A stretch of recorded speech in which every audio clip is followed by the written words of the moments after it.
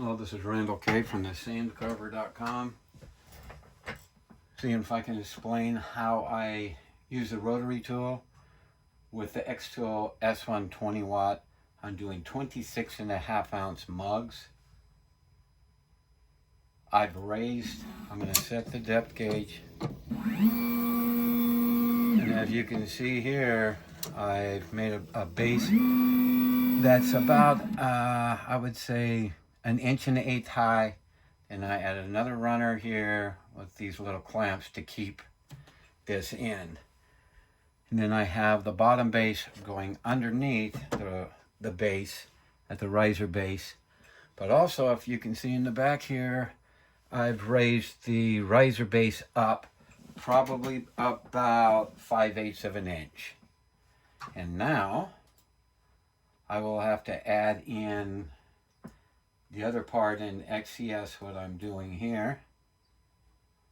But what I'm going to do here is, now I've got that, I need to center this on the mug. This is the extra attachment you can buy with the green laser. Now I got to slide this over. I should have got the depth on that when I had it in the center. Let me do it again. Now we know that's the center of the tallest part of the diameter of the mug. And I'm going to make sure I've got everything centered. Needs to move just a little.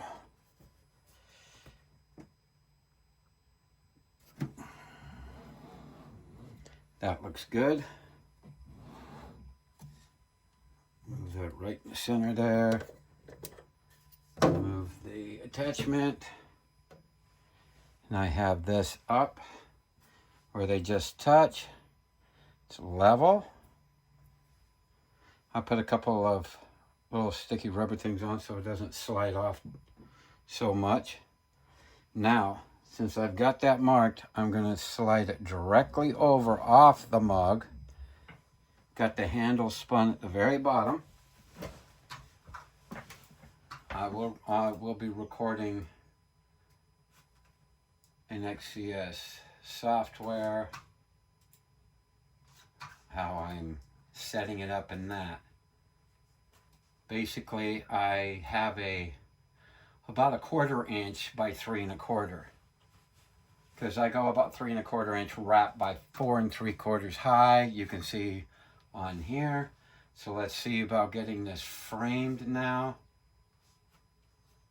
Be ready to cancel the framing if need be. There we go. And now all I have to do is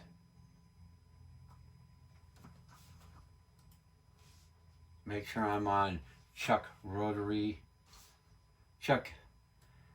use rotary attachment. So now that I have to type in, I go perimeter.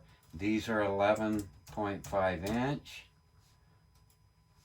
And now I will frame it again.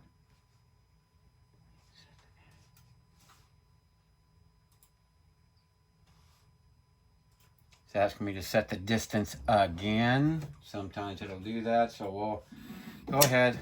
I'm going to talk a little fast so we can get this all in, because I'm going to have to add the screen recording on the Xtool software. Okay, now I'm going to try to keep my finger out of the camera.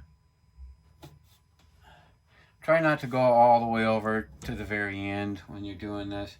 Bring it back a little bit. Just works better for the machine.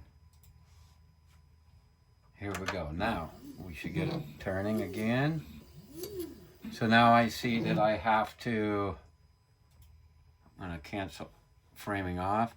The handle usually, if it's horizontal, but I'm going to go to here just to be safer.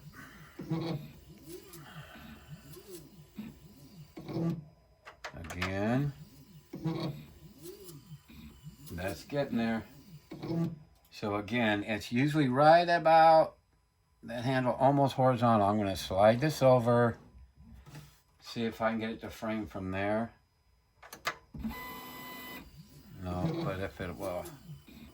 Okay, that's close. Now I'm going to take the graphic that I have and move it to about where it needs to be. Remember to rotate the graphic to the, like here's the top of the graphic, here's the mug. You'll see that in the system. Just make sure you do that. Now, here we go. That's close. Handle's just got to come up a little bit more. Wonder if I can do it and then just frame it.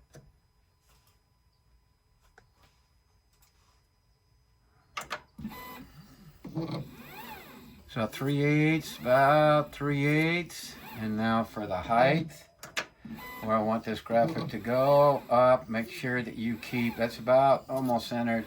Keep 1 inch for a lip line. I'm going to bring this up a little bit more. Frame it. That's better. That's higher. Okay, and the settings that I'm using are power 77, speed 71, lines per centimeter anywhere from 120 to 200. On the glass, I'm going to go 140, and we go from there. Let's go ahead and up, but I will go ahead and put this really, really light power just to go over this tape. I'm going to go like 7 and the speed like 400. And I'll do the lines per inch just like 10, just to get this set and see that it does work and it will laser all the way around. Now process. I do have the better, I can't remember what it's called, AP2 or something, I'm not sure, but the stronger smoke extractor. It's not the big white one. Here we go.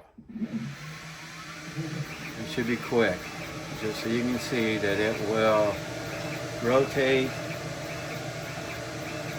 You can go about, I just go 3 1/4 to be safe. And I go 7/8 of an inch up from the handle and 7/8 of an inch back this way from the seam line.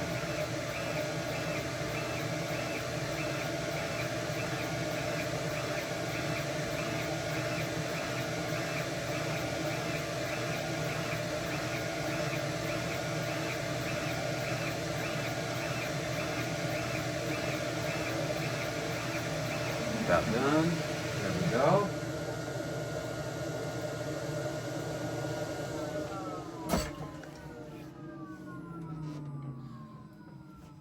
And when I have one ready, I will mask this off, paint it with the black chalk paint that washes off really easily. And once I have this lined up, I will just pull this one off, slide the other one in, and do a quick frame on that. And just to make sure, and sometimes I'll slide this laser over just in case. And as you can see, this handle will hit. So I'm thinking if I just slide this whole thing this way, I've got lines on the bottom of the cutting board. See, if we go to here, it will completely miss, but it will not completely miss the laser head. That's what you've got to really pay attention to. But see, when that's in place, it will hit it, so it doesn't matter. But you can go from both sides with the laser here. That's about in the center. You can go, doesn't look like you'll be able to get 3 1/2 on this side like you can the other. It'll go from there, but it will go. Let's see what we have. Rubber ruler.